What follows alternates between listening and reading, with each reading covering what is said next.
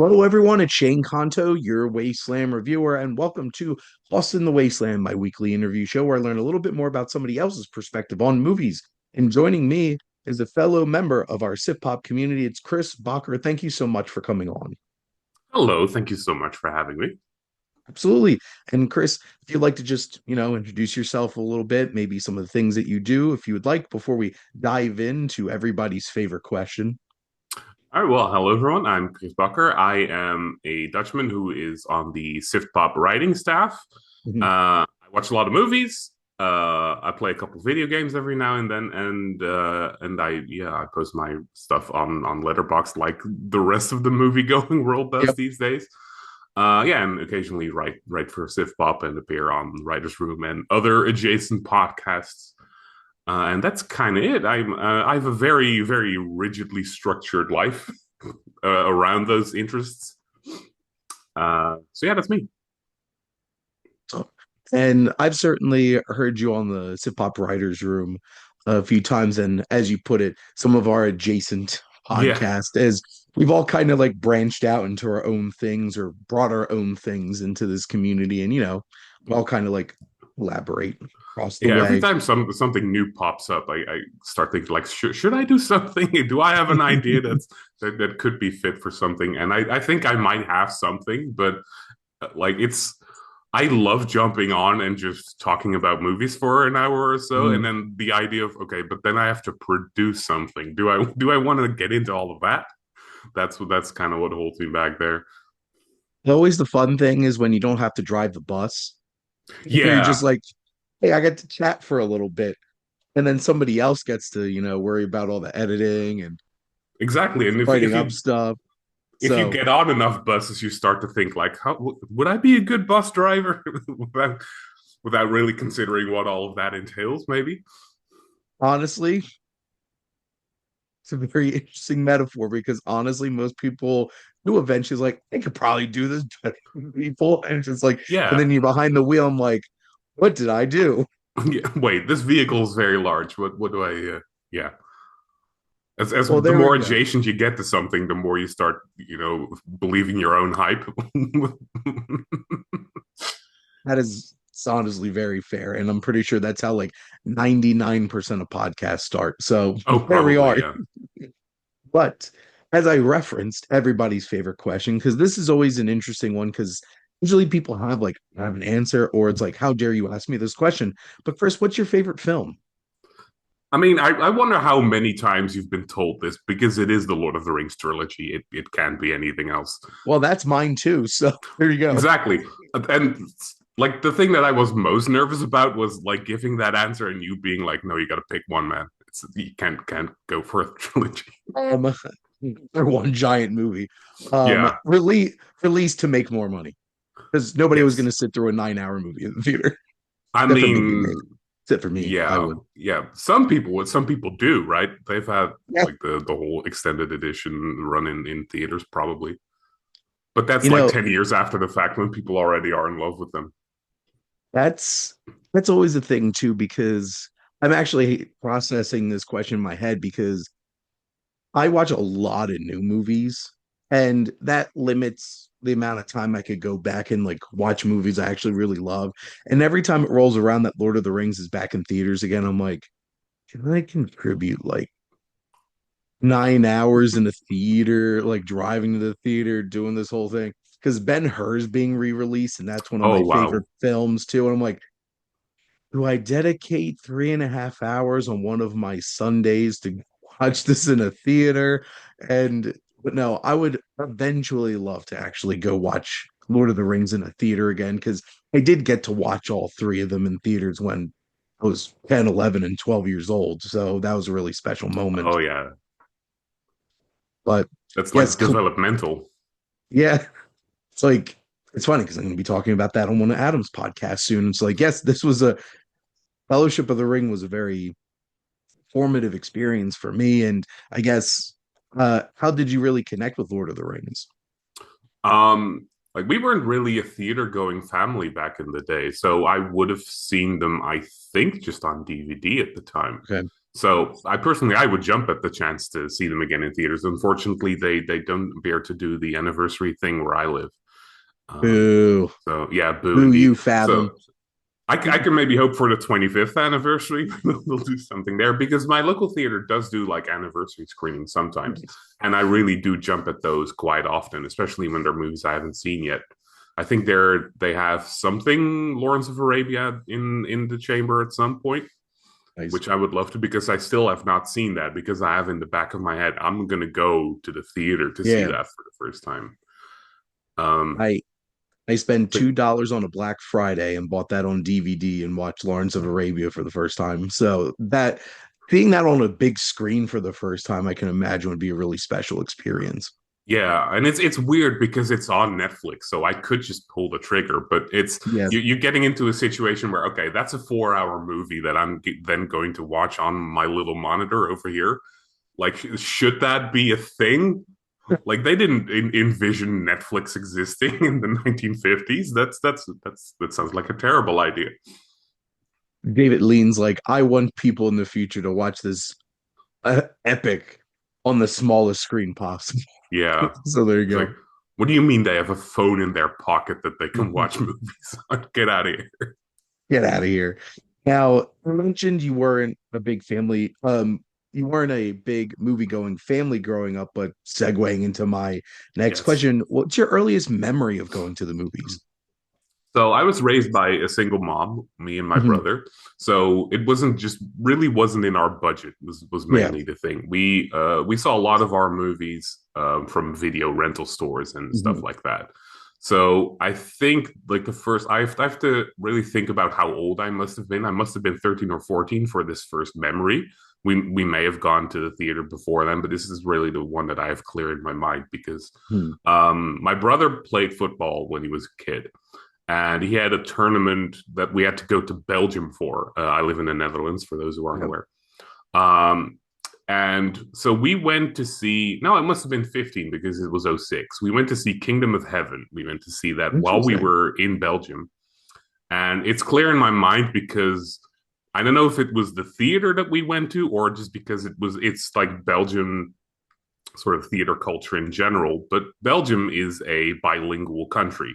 Mhm. So film in English, and then we had Dutch and French subtitles running at the Interesting. same time. And I remember being fascinated by that. And I don't know. I was obviously old enough to know that hey, that's weird and that's Yeah. French. But I was still trying to like match it because I got French classes in school at that point. So it was sort of like a little bit of a test for myself. So that situation is probably why I have that so clearly in my mind. And maybe also why I like that movie a little bit more than I probably should, because it obviously was the theatrical version. I know that the Yes. director's cut is obviously the one that everyone says, hey, that's the one to watch. But I just remember that being a very positive experience, even though probably the movie wasn't all that great. Well, and honestly, that's a very interesting, like, a lot of the times it's something about the experience makes it so Yeah, memorable. And obviously, being abroad and, watching this movie and having dual subtitles and maybe partially expanding your French language at the same time obviously makes it a much more memorable experience, yeah, especially because like I'm trying to remember my dad was super into like, Gladiator and Braveheart and like all those types of things. And I remember vaguely watching that with him one time because my parents were divorced. So like I was visiting him one time. And then as an adult, I went back and saw like the director's cut and realized like, oh, this is what Ridley Scott actually wanted to make. And they're like, nope, too long. Snip, snip, snip, snip, snip.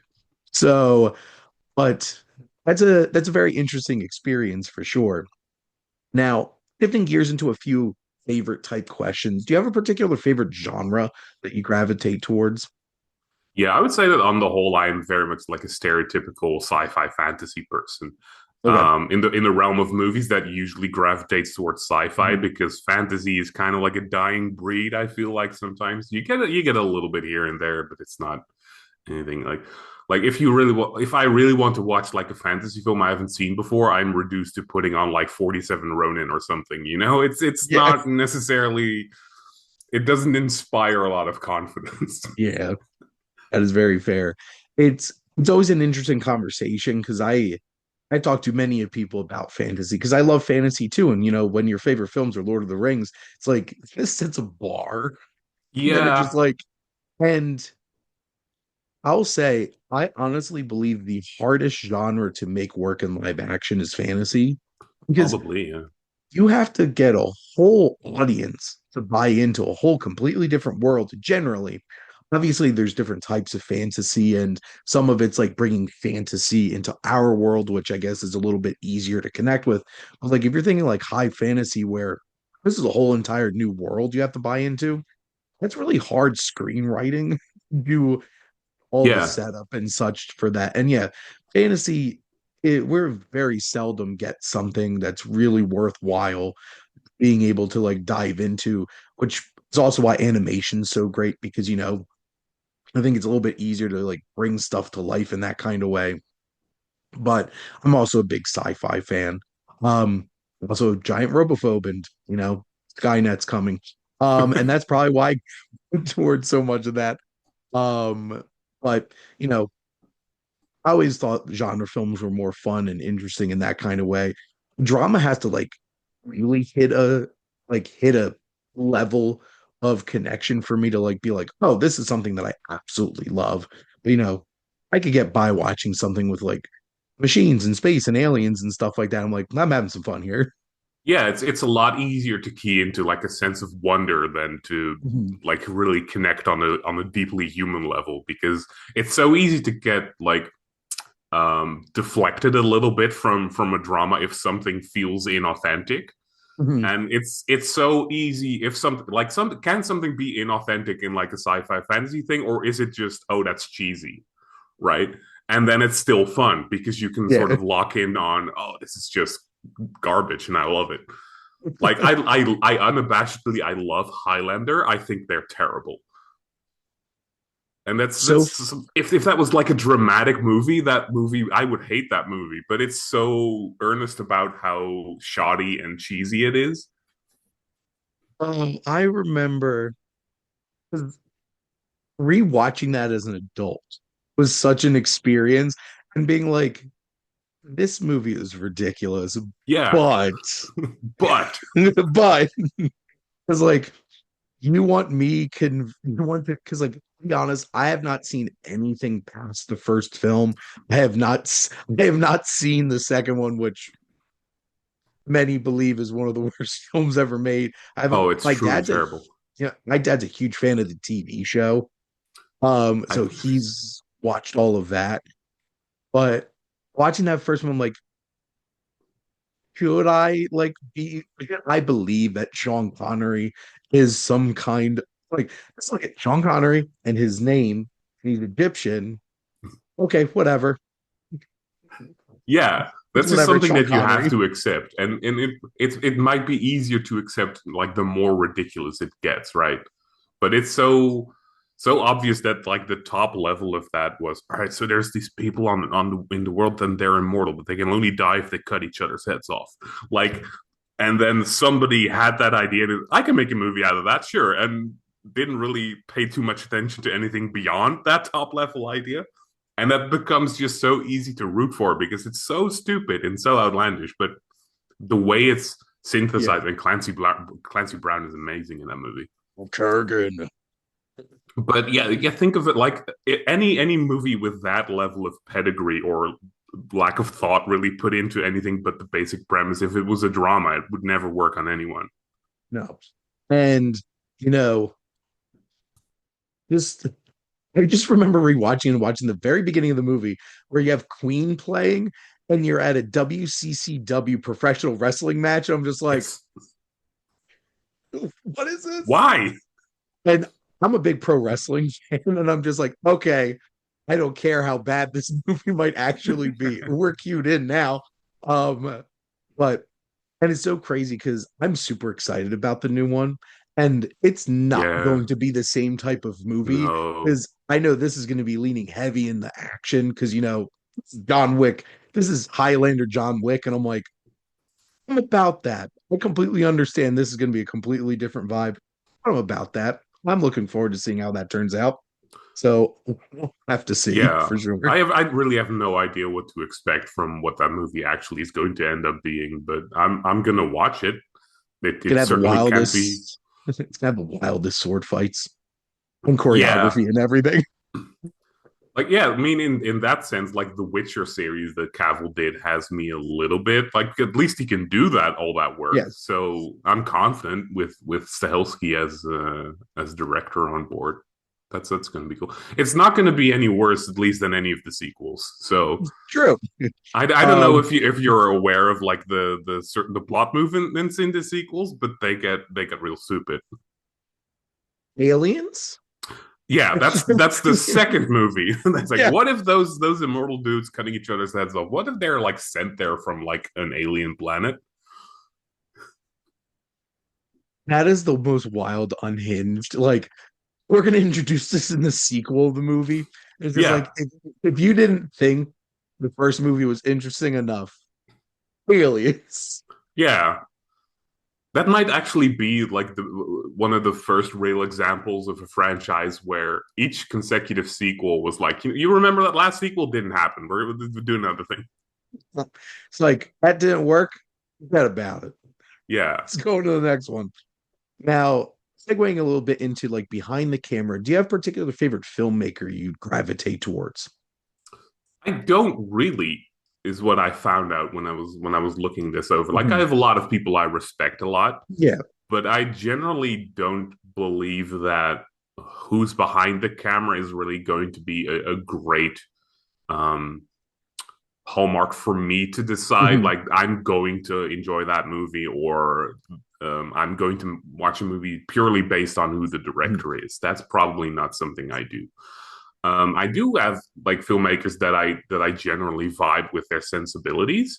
You know, Mhm. people like David Lowery. I like him a lot. Yep. Like he made a Ghost Story, The Green Knight. I love those movies a lot. But Mhm. then he makes something like what was that, Peter Pan and Wendy that he, Yeah. he made for Disney, and he made Pete's Dragon. I think I haven't seen that.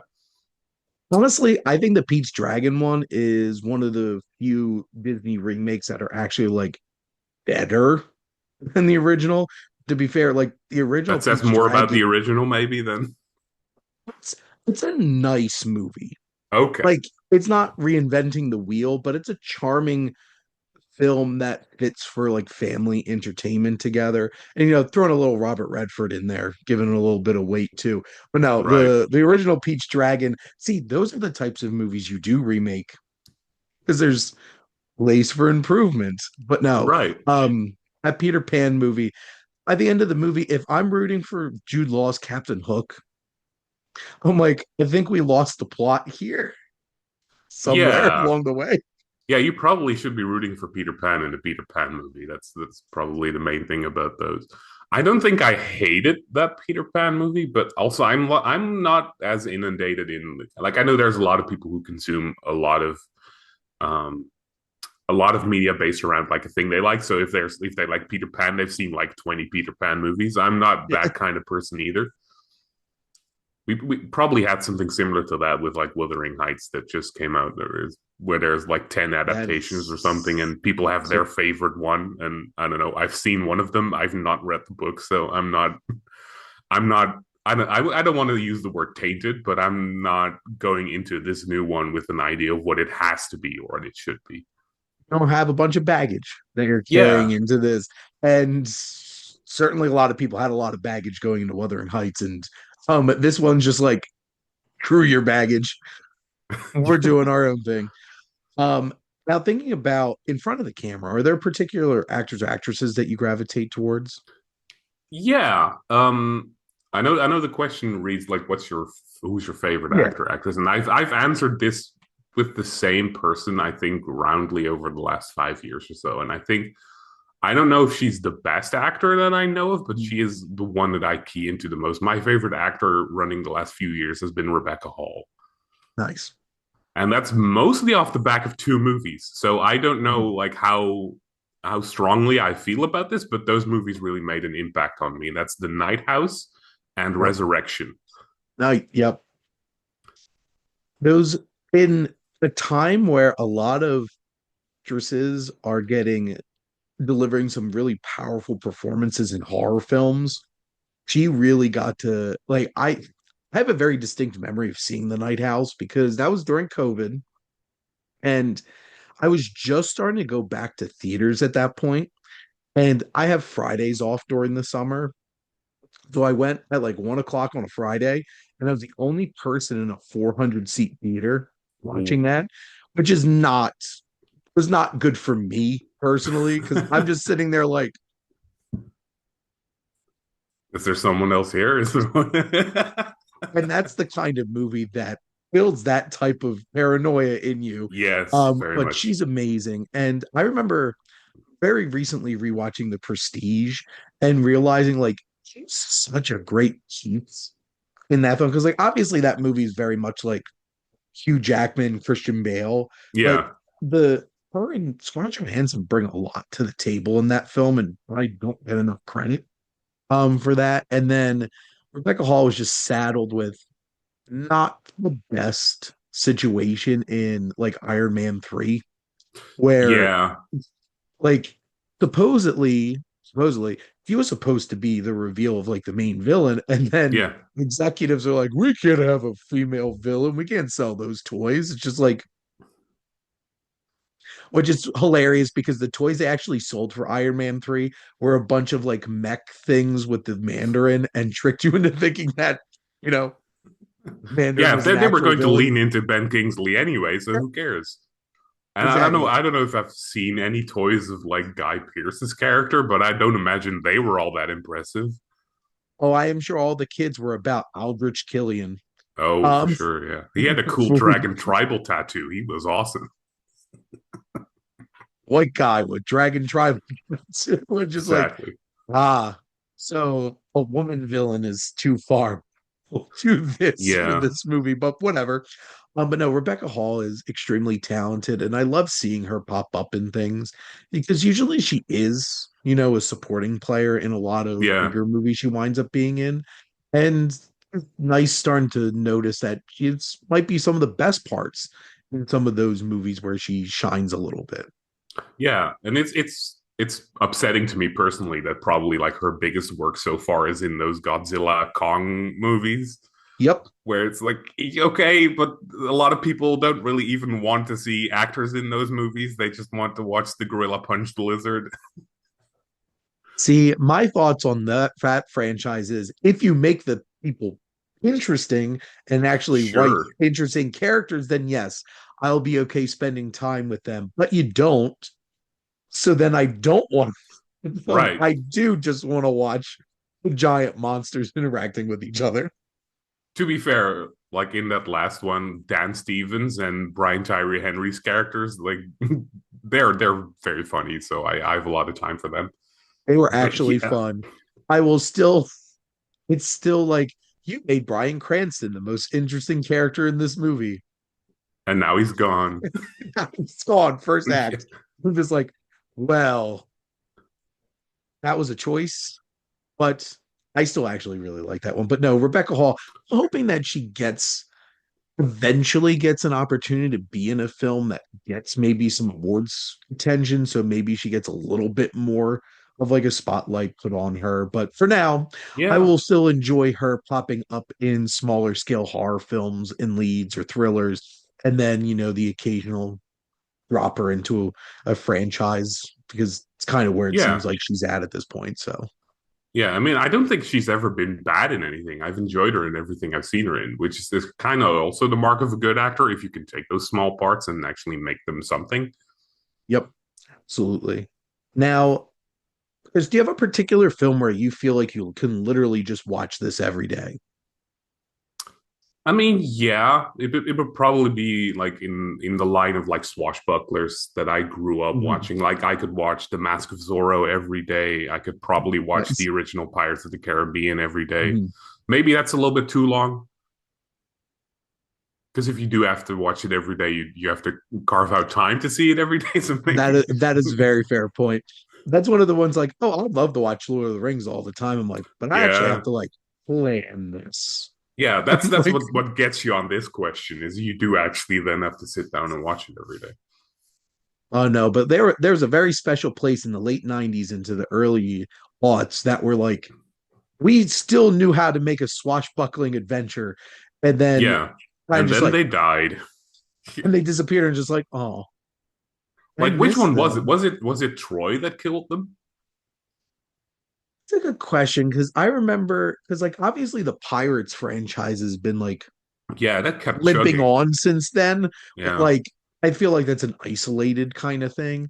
But I remember they did like Hidalgo and Yeah. Troy, and that actually that was all like '04 ish around there. So I feel Hmm. like it was by the middle. I think, and I'm not attacking comic book movies because I actually do really enjoy comic book movies. I just think that kind of ate up that market in terms of like audiences, Yeah, and it's the they just teenage kind boy of shifted demographic. away.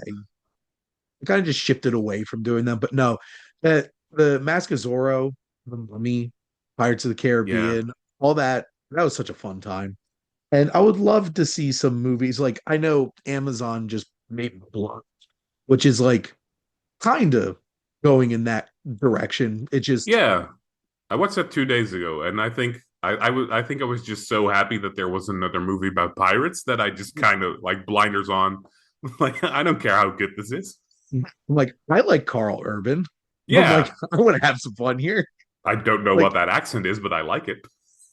there you go. Now, what's a film that you feel like you connect to closely because it relates to another interest of yours? Because it relates to another. And I spent quite a bit of time thinking about this, and I think I landed on like the 2022 D&D movie just because I play a lot of D&D, and that Nice.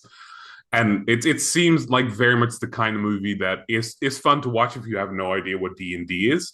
But then if you're like me and you run games of D&D, like I'm a Yeah. dungeon master, and I watched that movie going, yeah, that's what my players would do. Those idiots. That's exactly something that they would pull. I DM too, and I do like I will admit I play a little hot and loose with stuff because I honestly sometimes it could be more fun that way. And I do a lot of like one-offs. So like sometimes it's just fun to see all the shenanigans that people get up to. Yeah. And I have I have certainly I was running a longer campaign and boy was it fun watching people completely ruin all of my plans. And then you're just like, well, it's gonna roll with it because that's the game, isn't it? And Yeah. no, that D&D movie is so much fun because I'm like, yes, yes, people do stupid crap like this when they're playing D&D. And like the most recent camp one-off that I did was completely ridiculous and was meant to end with a discovery of a giant fire-breathing chicken. And I'm just like, I know this is stupid. And I know the group that I'm playing with is going to find this really entertaining. And they Yeah. did. I said it at a castle at a wedding, and they spent a good hour harassing other guests at their tables. And I'm like, hey, this is what they want you to do with this campaign, I guess. And I definitely think that D&D movie captured that vibe of like, honestly, if you give people the ability to like role play and they're gonna bring chaos and Yeah. it's gonna be fun that way. Yeah. It had like multiple sequences that I can like that you get several angles. Like the entire sequence of like waking the dead for the questions. Yep. That was definitely a sequence where I was like, okay, yeah, that would be me like picking up every question they ask. I'm gonna pretend that they asked it to the skeleton.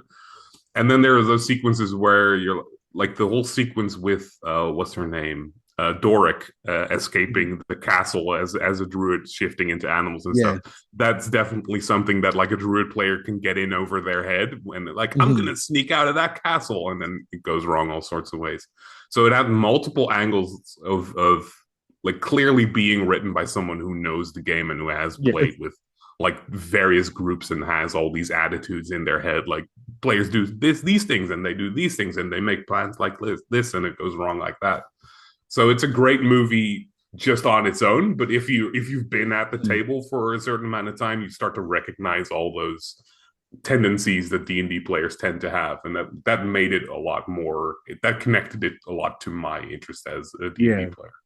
Well, and as a DM, it's fun watching that movie and thinking about the decisions. Cause like if you're thinking about like the directors and writers are like the DMs of the situation. I'm Yeah, like, I would be the kind of DM that would have a giant fat dragon. yeah, That would be a fun time. yeah. I know. Uh, I know that there were some issues around that movie in terms of like their body shaming dragons or something. People were upset about that, but yeah, that was just such a funny sequence, man. uh, I really hope that they're able to make a sequel work.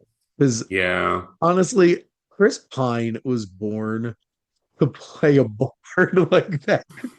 And that was so perfect. And honestly, I'll take Hugh Grant in literally anything nowadays because he's such a grump on all the press tours for all of these movies, but he unabashedly commits to any bit. Like he was an Oompa Loompa yeah. in Wonka. And I'm like, he's like, I need to make money. I have a lot of children. I'm like, good. Honestly, just keep doing what you're doing. I'll take it. So there you go. That's Now, one of those guys where you can see that it's clearly an act. Like the grumpiness it's a mask over how much fun he's having, and I appreciate that a lot about him. I think a little bit. I think we got a little peek behind it when he was at the Academy. It was a I forget which award show it was. I think it was the Academy Awards where him and Andy McDowell came out and he complimented how great she looks, and he said, "I look like a scrotum." I'm just I'm like, you're having more fun than you're leading on, sir. We all know it.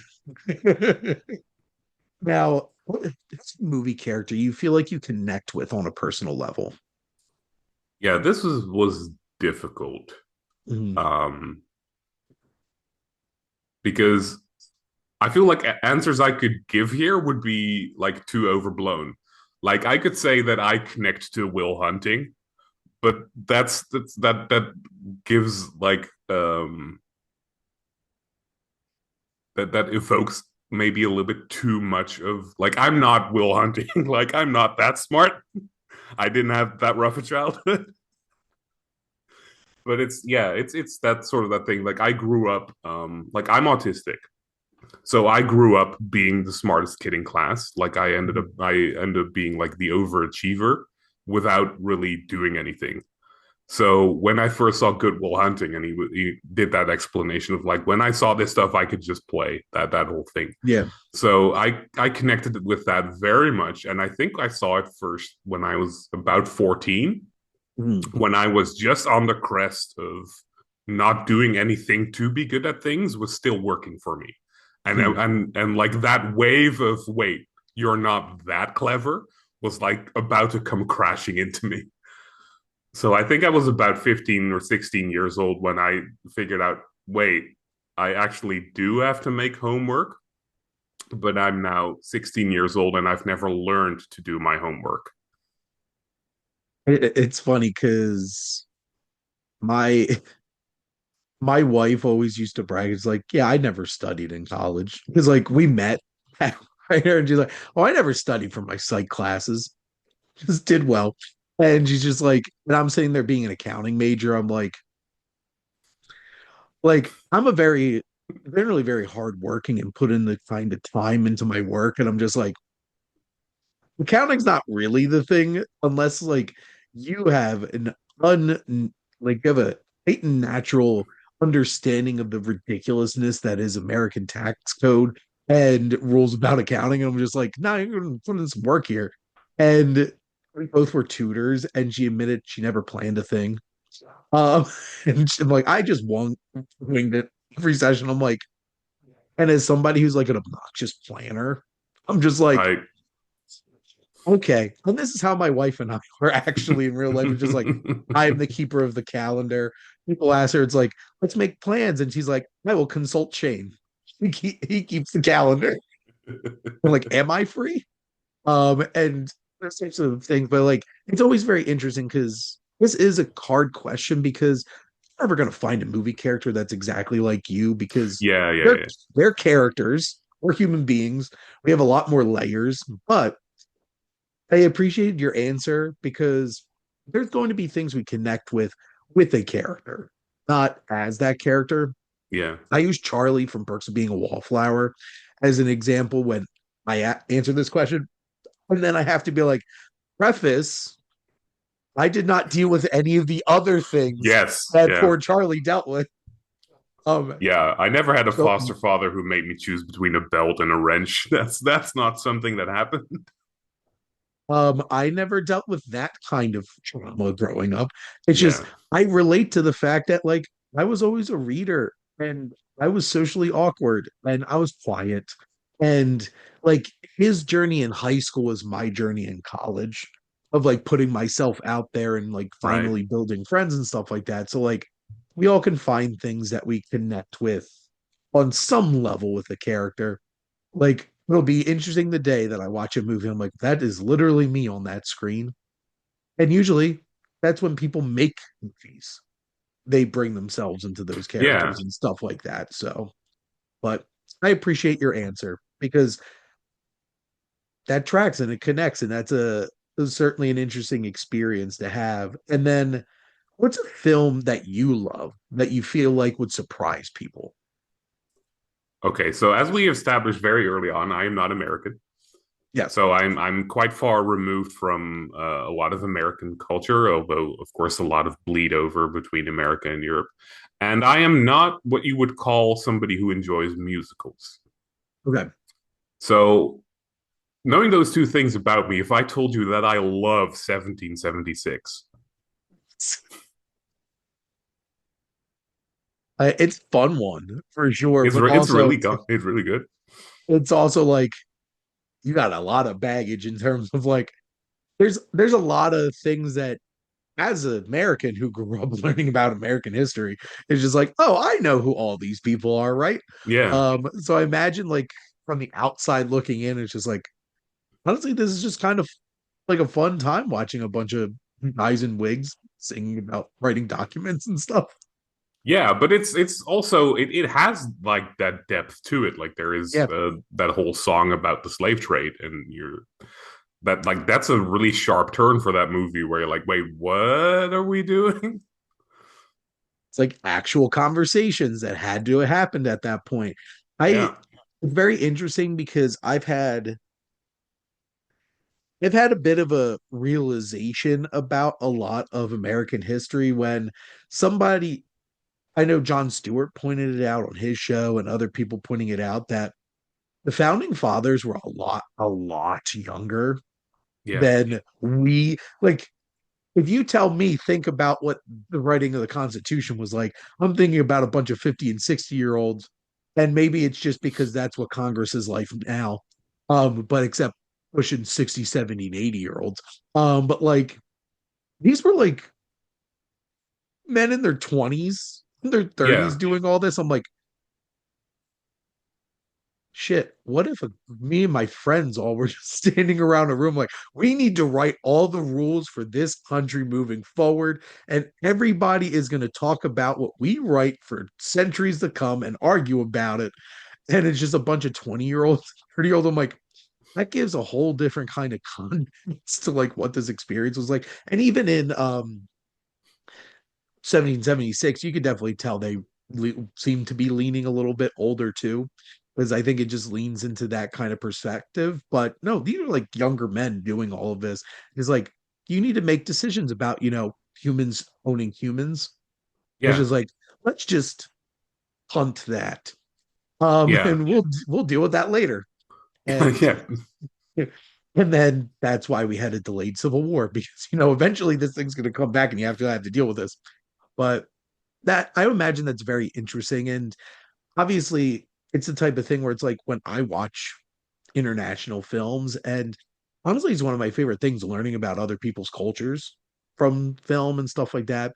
I'm big into Japanese cinema, and I'm like, there's so many cool things about Japanese cultures, says like half of white people. But it's very interesting getting to watch. different types of cultures. But that's very interesting that you gravitate towards that film for sure. Yeah, and I can't even really tell you what it is about that movie because it doesn't really have the building blocks that I would consider for a movie that I would fall in love with. But I do think that because it is a musical about the signing of the Declaration of Independence, right? Or no, it's about the vote. Yeah, Thomas Jefferson does write it in the movie, but it is, I don't know, it's not as patriotic a movie as you really might expect because they really do go into that whole thing like, hey, there are certain things you're just gonna have to let go if you want this to get done. And I Mm. think that is a lot more grounding than I was expecting from a movie about the signing of the Declaration. Because it's essentially it's a movie about politics, right? It's Yeah. about making deals to get what you want eventually and what John Adams had to give up in order to get there. Mm.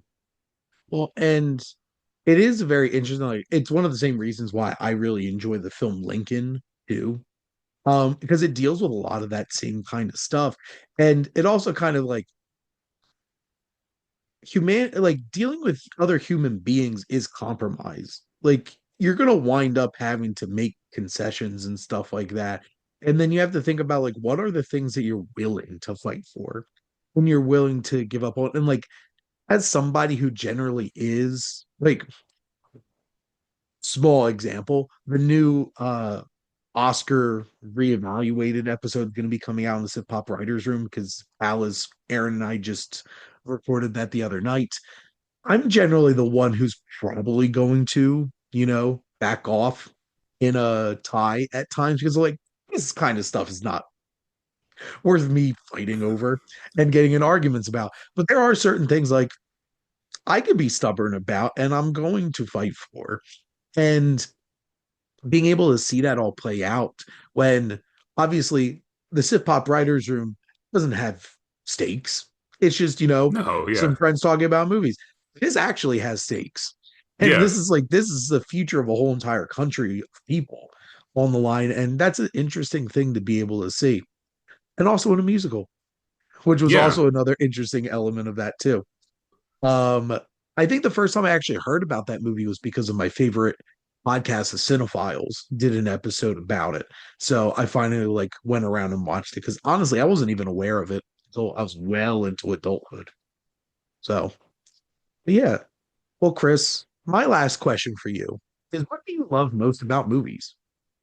It's the thing we talked about earlier that's so difficult to do is making people believe in an entirely different Mhm. world. And sometimes that's a very small thing, like you're Yeah. made to believe in the world around like this character, like whether it's like a home situation or Mhm. an ambition that they have, or this vast thing of like an entirely different universe, like I don't know. I don't know if Star Wars even counts because that barely even like that original movie barely has a setting in my mind. It's It's like we're on a space station in North Africa. yeah, That's basically it. that's So basically it. But yeah. it also but it's a great example of my favorite thing or my favorite way to solve those problems is you just say them and you move on. Like that conversation that they have with Han Solo, like how fast is your ship? Like fast ship, I did the Kessel Run in 12 parsecs. Like you don't explain that, you say it. Like who cares that people don't know that or that it seems like you don't know that parsecs are distance and not speed. And that turns into a whole entire discourse for like decades, Yeah. and then a prequel movie. Yeah, It's like that. we'll explain that 41 years from now in a terrible movie. No, it's absolutely right. And being able to just like sometimes keep it simple and let let the film do the talking Yeah. and let you get engrossed in it. That's one of the reasons why I love Hayao Miyazaki so much. Is like, is this man sitting there explaining all these things to you? He's just like, no, look at it. Yeah. Look around you. It's there. And you buy into it. And those are some of my favorite fantasy films. And back to my point earlier, like animation, I think makes it a little bit easier to make that work. But no, being able to just really feel connected to a world that a filmmaker has created is always a really special experience, for sure. But yeah, Yeah. And sometimes you can bridge that gap just by the spectacle of what you're doing. And then it's like, all right, this setting was required for just to get to all of the stuff that we wanted to show you. And sometimes you can bridge the gap just by being relatable and like talking about something that is real by setting it in a place that is not. Like mm, a lot of like superhero stories, like I always like the phrasing that it's like modern mythology because yeah, old people used to use like these godly figures to sort of like explain human nature in larger abstract ways, and you can do the same with superheroes. It's just that most don't try.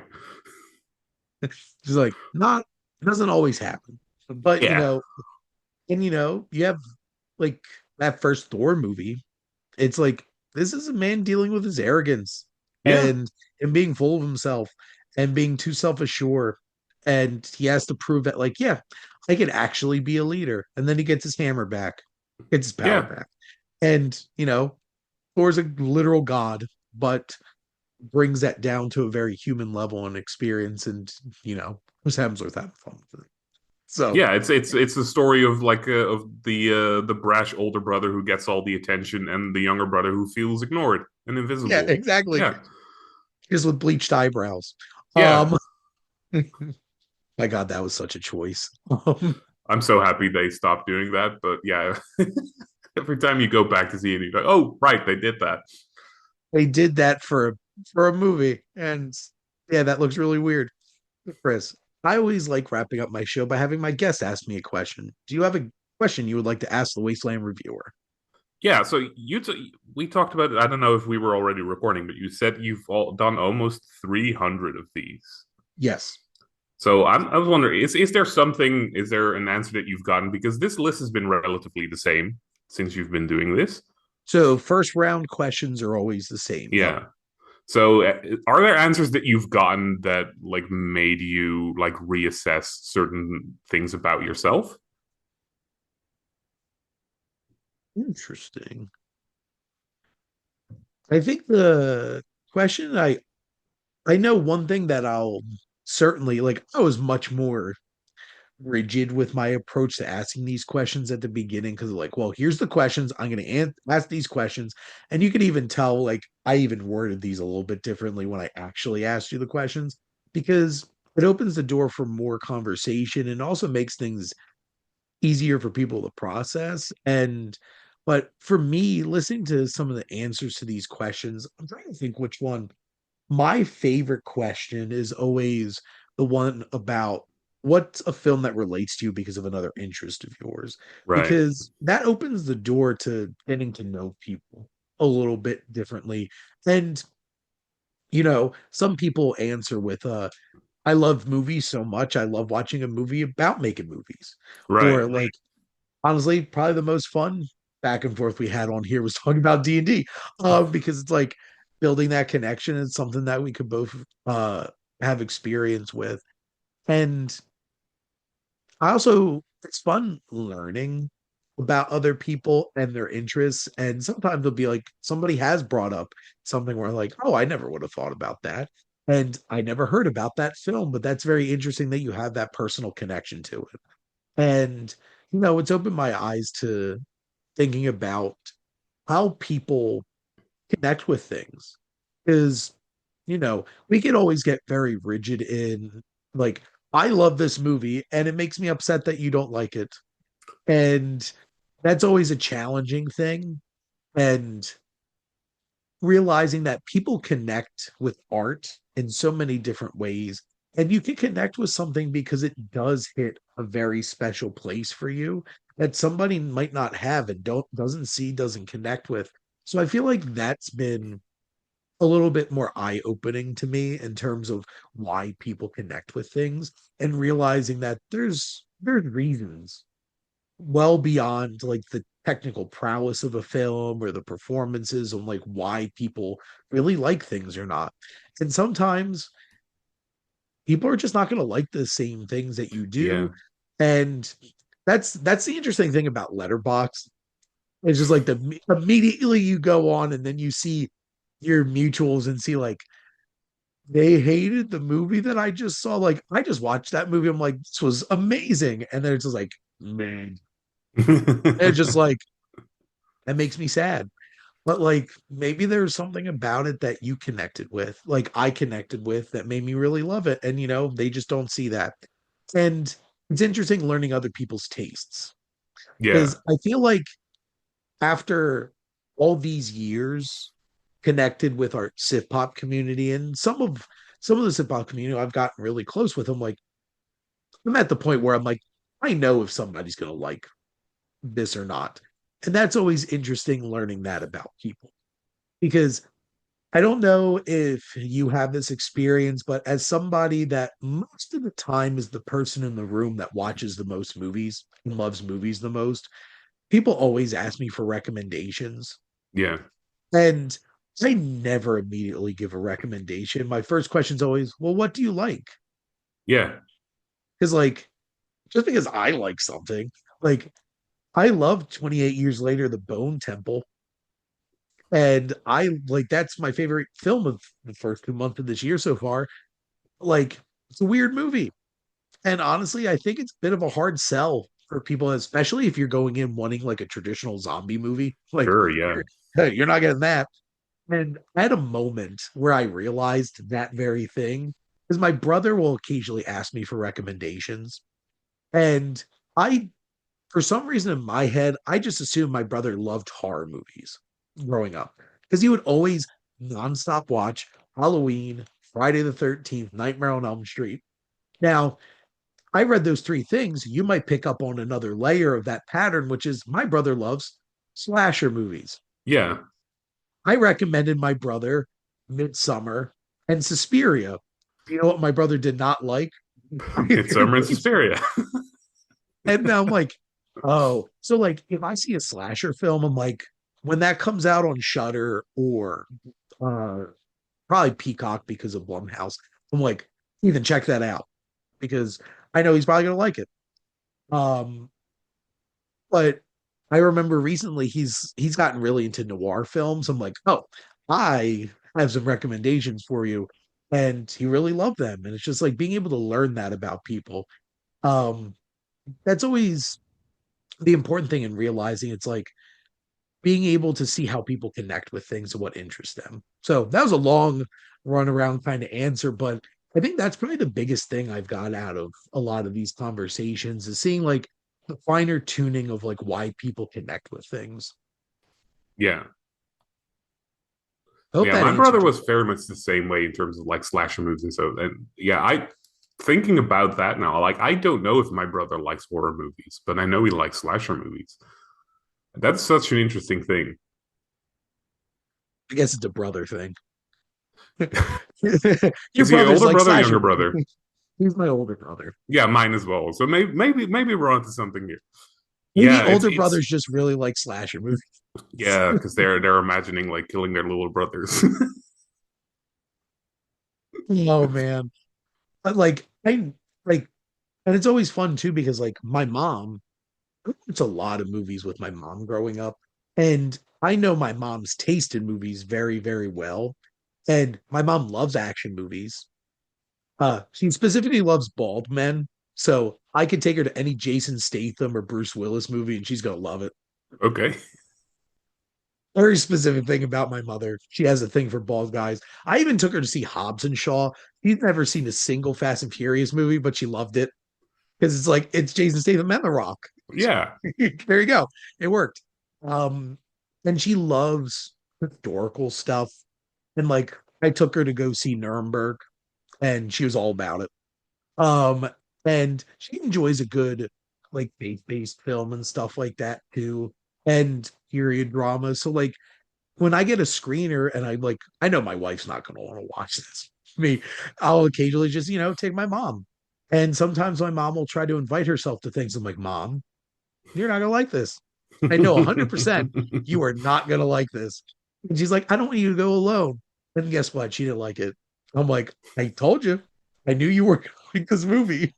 And that's how she went to go see Killing of a Sacred Deer with me. And I'm like, Oh, yeah. one film not to watch with your parents, specifically your mom.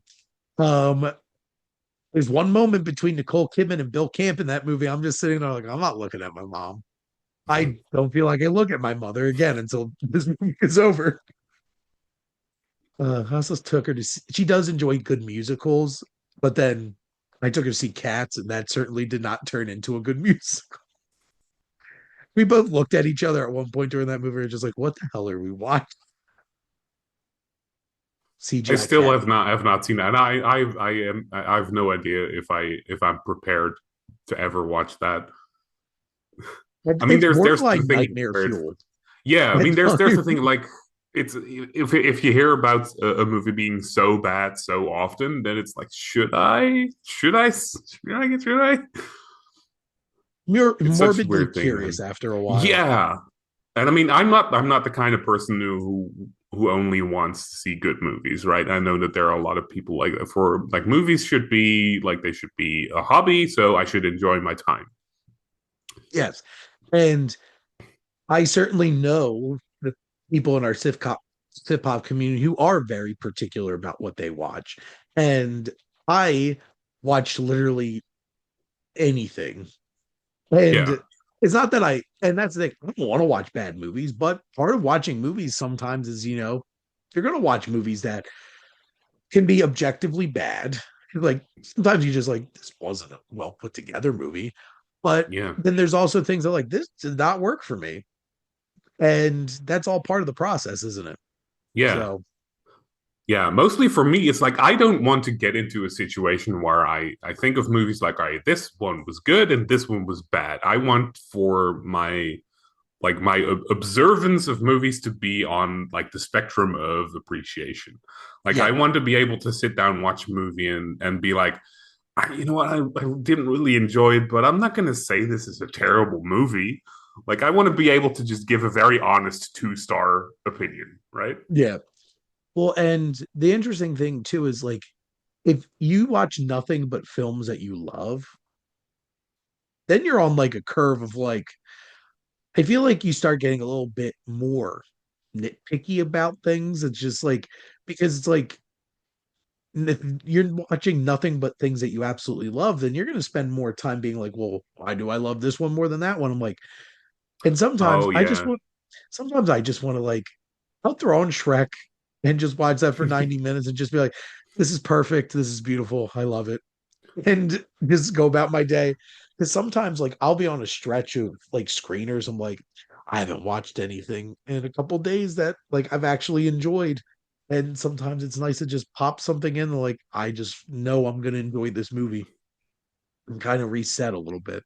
Yeah, you need like a little palate cleanser every now and then. And if you, I mean, also like only watching like masterpieces, I feel like do you really develop your own sense of what you do enjoy? If all you're watching is like, all right, these are like certified 5-star movies, wall to wall, then you're taking other people's word for it consistently. Mhm. Like, shouldn't you run into a case where, all right, this is one of the greatest movies ever made. I'm going to sit down and watch it, and then you're watching it and you hate it. And there are going to be movies like that. Yeah, And and I acknowledge my way process those types of things. It's like, because I've definitely had conversations with people like, well, this movie shouldn't be a goat. I'm like, well, here's the thing. It might not work for you, but if it works in mass for yeah, culture, it is one of the greatest films of all time. You don't have to like it. yeah. It is culturally one of the greatest films that has influenced and made such an impact on society. And I love the, was it 96, 95 Mortal Kombat movie? Is that Oh, yeah. is that a masterpiece of cinema? It's No. nowhere near it. No. But No. for there is a reason that for a long time it's like, all right, well, what's the best video game movie ever made? Well, there was a movie 30 years ago. Like that was the bar Yeah, at one point where it's just like, well, this is cheesy. There's some bad acting here. Visual effects are trash, but get over here. And I'm like, yeah, I'm gonna have some fun with it. And now at least there are video games that have actually turned out pretty well. I feel like probably more yeah. television. but Yeah, mostly in the realm of television. But we'll take what we can get. It's insane to adapt video games into movies anyway. Like, what do you mean you're taking like a 40-hour campaign and turning it into a 2-hour movie? Looking at you, Borderlands. like that was not a good effort. Like, what are you Ooh. doing, Lionsgate? I've rarely seen a movie where every character was miscast. I kind of actually wondered. I'm like, whoever made this and put this together, I'm like, did they play Borderlands? I kind of want to say no because also That's like my the plot assumption. wasn't anywhere close to what the games are about. So As somebody who spent a lot of time playing Super Mario growing up, watching that 90s Super Mario Brothers movie, I'm just like, they made the they made the Goombas have tiny heads and giant bodies instead of being giant heads and little and feet. I'm like, who did this? Who made this yeah, and decision? that was in the era of practical effects. They could have built little Goombas. They could have done it, but Well, they chose to do practical effects and make those abominations of what yeah, within that movie. And just watching Dennis Hopper just being King Koopa, I'm like, he's Bowser, right? Like, who he's supposed to be, right? Why yeah. aren't we calling him Bowser? And also, why is it just Dennis Hopper sleek back hair? Oh man, video game adaptations. What a like I've been avidly playing video games since I was like 5 years old and stuff like that. So like sometimes it's just like I don't think there's ever been a video game where I'm just like I can't wait to watch them turn this into a movie. I'm like, you know what? I just play my video games. It's fine. There's one video game that I think should be a movie, and that's Shadow of the Colossus. But I don't know if I trust anyone to do it. Is the problem? Like maybe Guillermo del Toro could do it, but You could add that to his list of he makes one movie and doesn't make 10 of them. Because that man attaches his name to so many projects. yeah, probably. But I'm that like, would fit him perfectly. Like who's the real monster here? That would suit his filmography perfectly. I it's think us, it's not the it's giants. us exactly. Yeah. But then But then there you'd only have room in your movie for maybe three of the Colossuses or Colossi. Yeah. So I don't know how you do it, but that's the one movie that I think that might have space for a movie. that'd be pretty cool. But Chris, I really appreciate your time and thank you so much for coming on and chatting movies with me. Of course. And thank all of you out there for always tuning in and supporting your Wasteland Reviewer.